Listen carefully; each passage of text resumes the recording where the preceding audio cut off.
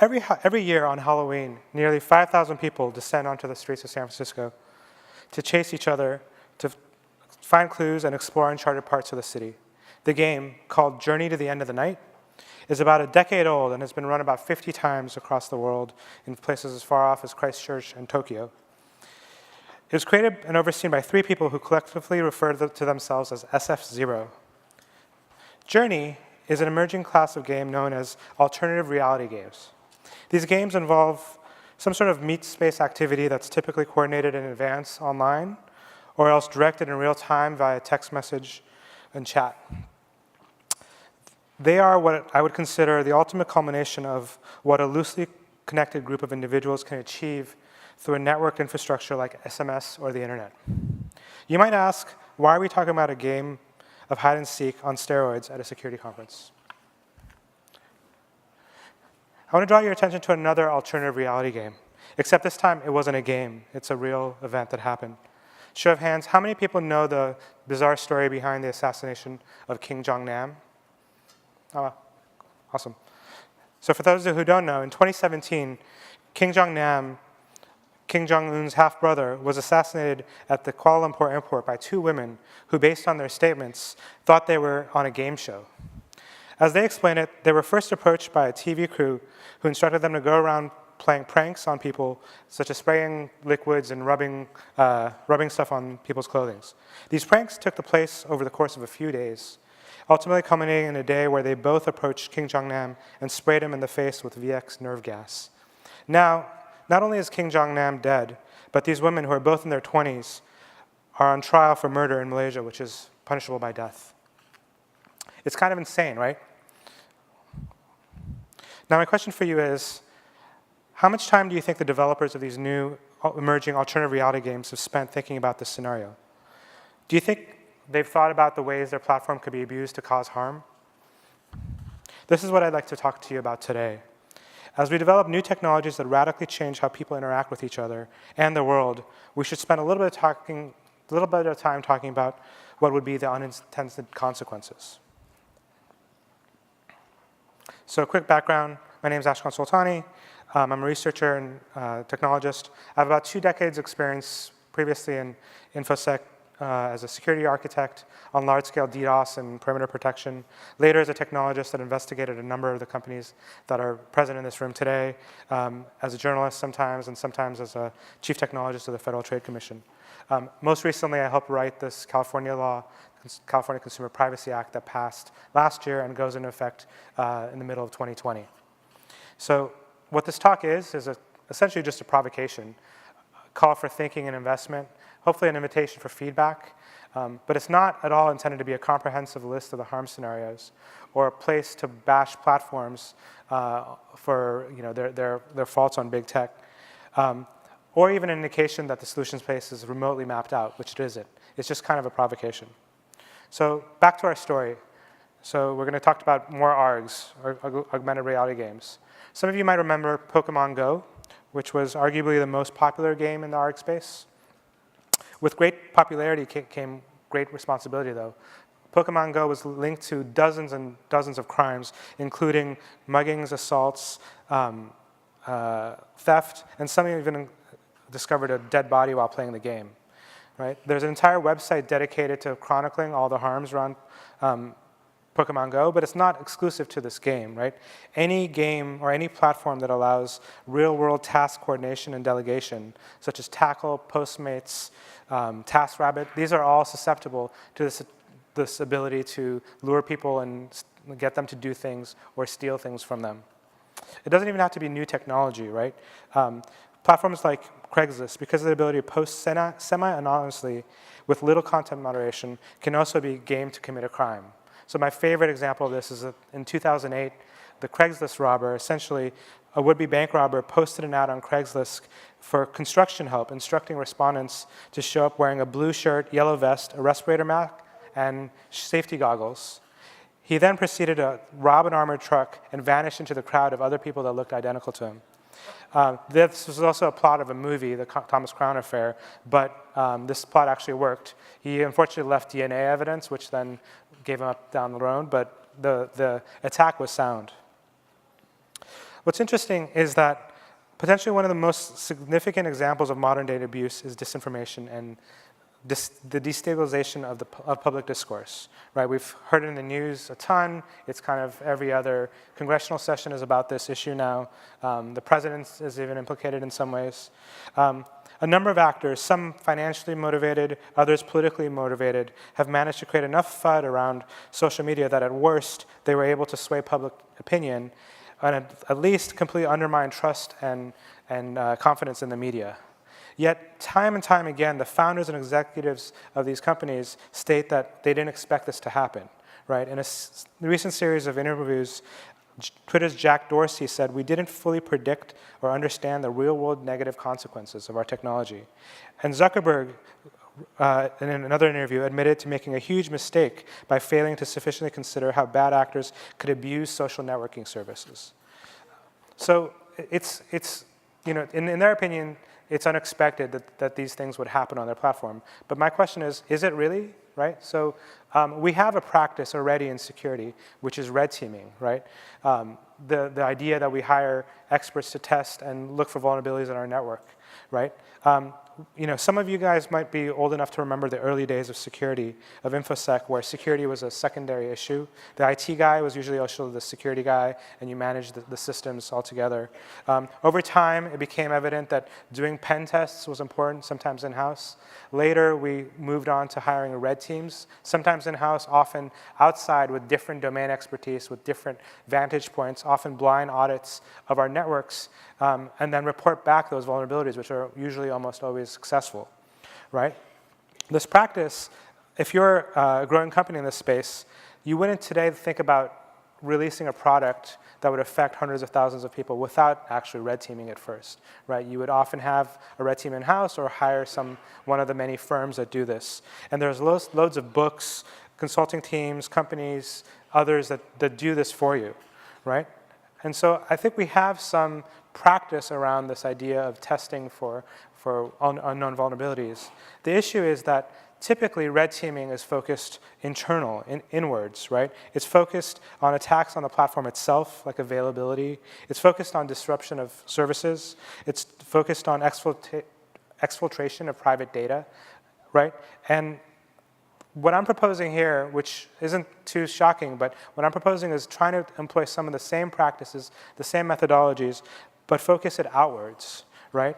Rather than gauge an attacker's impact on us as a platform, we should look to see what the impact could be to other stakeholders. Look for harms to others via our platforms, via our technologies that we create. Unintended consequences to unaccounted stakeholders, right? We would ask, who else could be affected? What stakeholders haven't we thought about? And who isn't represented on the platform that might be affected, right? If there's one thing I want you to take away today, it's that this type of abusability testing is critical if we're going to reap the positive benefits of technology. So the first step to figuring out how to do this is to admit that there's a problem that we should invest resources, right? Just like in the early days of security, we had to come dragging and kicking. Now, most companies have security officers, sometimes at the board level or at the C-suite. I think we need to do the same type of investment today at all levels, right? And then we need to come together and build and define what this practice entails, right? And to be sure, companies like Facebook and Google, who were among the first to standardize red teaming, have also begun to shift the focus on platform abuse teams to looking outwards already, right? But there's also lessons that we can take from existing InfoSec, right? So most here are probably familiar with the OWASP Top 10. This is essentially a list of popular vulnerabilities, of popular classes of attacks. For example, attacks that involve input validation, direct database access, or unvalidated forwarding and redirection. Those all are different classes of attacks and have different patterns, but also different responses, right? I think the same kind of thing can be done for abusability, right? We can first start by chronicling the different types of attacks we're concerned with. And folks are already starting on this. There are people putting together lists of dark patterns and dark attacks, as well as folks like Joan Donovan at the Shorenstein Center is putting together a global media manipulation casebook, so kind of chronicling examples of things that we think are inbounds that we should care about. And then we can identify commonalities and patterns, right? So we can say technologies that permit anonymous usage or unverified content creation or unfiltered content amplification, right? These types of characteristics will sometimes result in potential for abuse, right?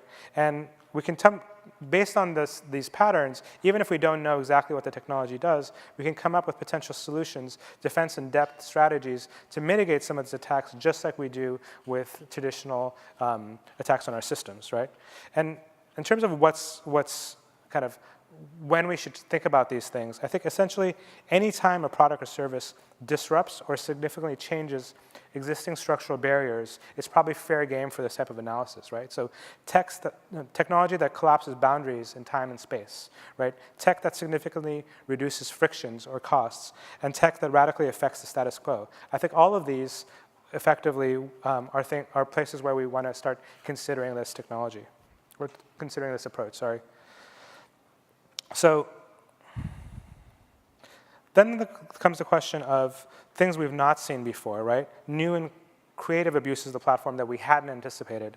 And I think a good place to look here is outside of technology, right? In a lot of domains, diversity and inclusion of a broader set of stakeholders becomes incredibly valuable, right?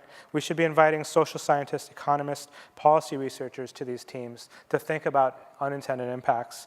We should also look at the emerging fields of design fiction and scenario planning, the work that the futurists are doing, trying to think of the worlds that we might create as a result of our technology, right? And finally, this might be blasphemy at an academic conference, but I think we stand to learn as much from science fiction as we do from any academic article on the topic. Shows like Black Mirror and movies like Minority Report do more to demonstrate some of the salient pitfalls of technology than does any white paper. And oftentimes, art does determine reality. So there is some history of abusability testing and considerations in the academic literature, kind of smatterings here or there. They're not, like red teaming, they're often focused internally of either misuse or abuse of our platforms. But I think they do speak to some of the key points. For example, one of the papers, Getting Past the Positive, is a good read on this topic, specifically since the culture of positivity that exists around technology. This conference today is located in essentially what people consider the epicenter of innovation of our century, right? We're located halfway between San Francisco and Silicon Valley, and as we stop to get coffee anywhere, we're likely to encounter tons of conversations about the next great widget or the next great service, right?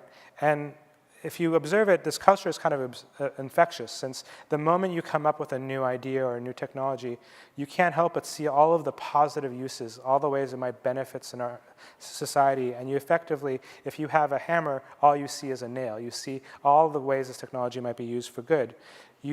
Rarely do we see investment in thinking about, well, what could go wrong? Who could be affected? Who might be displaced, disadvantaged? What harm might it bring? What externalities might this cause? And I think that's the critical part that we want to kind of address here, is that we need to invest the time and kind of take the good with the bad and try to map out a solution space, right? And the question is, why should we care? If you're building some of this technology, these are externalities. Why you're in a competitive environment, why should you care? And often, independent of the ethical and kind of moral judgment, there's also just the fact that oftentimes not paying attention to these things results in knee-jerk policies that are often worse than had you try to address it yourself, right? Couple examples that I think about in this case. For example, a drone maker landed some random person landed a drone in the middle of the White House lawn, and so as a result, the drone manufacturer DJI quickly responded by essentially limiting the firmware of the drone not to be allowed and not enabling it to fly anywhere in DC. Right? This was their knee-jerk reaction, and they wanted to do that to avert some of the potential kind of backlash if a drone continues to crash into the White House. But I think this solution might have been kind of over-eager and zealous. There might have been other ways to deal with this. Another one that I like to think about is this recent ban that YouTube put into effect, banning any type of content that pushes people to do one of these contests. So some people know the Tide Pod Tide Pod challenge. There's also a more recent one, which is the Bird Box challenge, where kids are driving around blindfolded and video YouTubing themselves. This is actually a thing. So YouTube just recently, I think it was last week, instituted a policy that said no challenges of this sort will be allowed on their platform. That seems pretty heavy-handed, but is a, I think, necessary response to kids driving with blindfolds, running into people, right?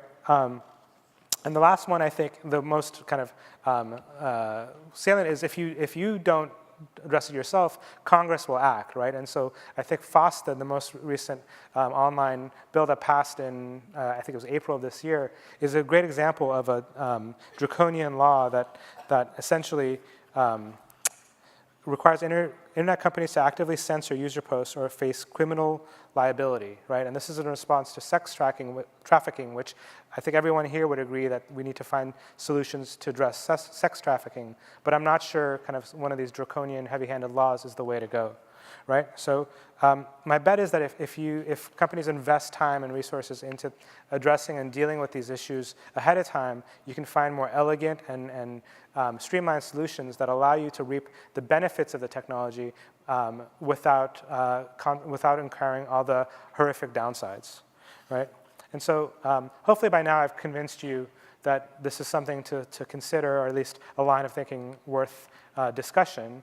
I'm going to take a couple minutes to talk about some of the things that keep me up at night, right? And I realize that a lot of these scenarios seem fantastic and unrealistic, but they're actually real-world scenarios that have either happened or will soon happen, right? So one, the encryption is a huge issue that's near and dear to my heart. I'm a huge proponent of end-to-end encryption, and I think it has huge benefits on a number of fronts, right? But it also has huge disadvantages. We know, for example, the combination of zero rating, which is discounting messages or allowing free data service for certain services, zero rating WhatsApp, and the end-to-end encryption in Brazil allowed a tremendous amount of fake content or kind of propaganda to flow on the network, with WhatsApp having very little controls to be able to mitigate it. And I think those types of moves, Facebook just announced that they are in fact going to be using end-to-end encryption across all of their services. I think those types of things are really going to have unintended consequences, which we want to try to steer and address in advance before Congress or others have to step in with heavy-handed laws like we've seen in Australia and in the UK. Another crypto-related issue that I want to bring up, which I hate to be the first to bring up blockchain at a conference. I have to take a drink or something. Hopefully I'm not.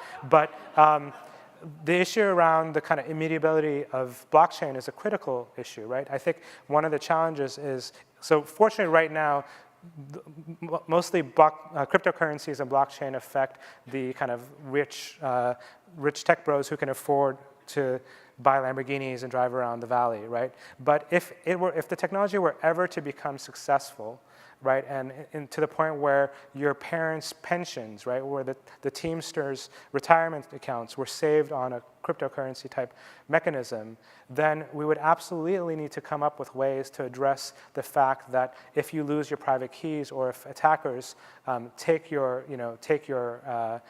take possession of your keys, you're just SOL, that you can't recover those funds. That would never work in a practical society with that realization. And so we could come up with alternative ways that don't involve weakening the technology or weakening the operations of the technology that still could make people whole again. For example, a lot of the cryptocurrencies have a founder's reward. You can imagine taking part of a founder's reward, putting into like an insurance fund, and then paying that insurance out to people who suffer damages. And we know how to do arbitration and liability quite well. We have decades of, hundreds of years of experience with insurance liability. We could come up with ways to address this issue. Otherwise, the moment where half of America loses their retirement funds because of a fat finger on the Ethereum chain, Congress will act, and you'll get terrible policies, right?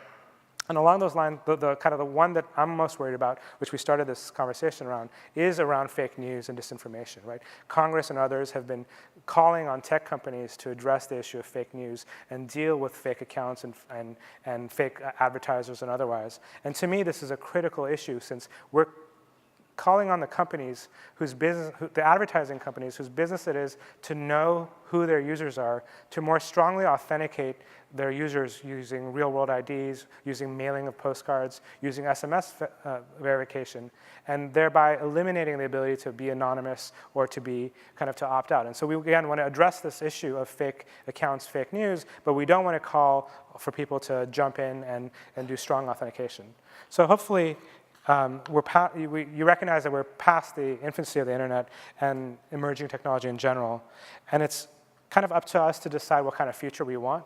And I think part of that, based on the sci-fi example that I gave, do we want more of a kind of a Black Mirror dystopia, or do we want the utopia, at least to some, of the Jetsons, right? We have the ability to shape it, but it takes active engagement on addressing the externalities of technology. So that's my talk. I'd love to hear questions, feedback, other examples of things that I've missed.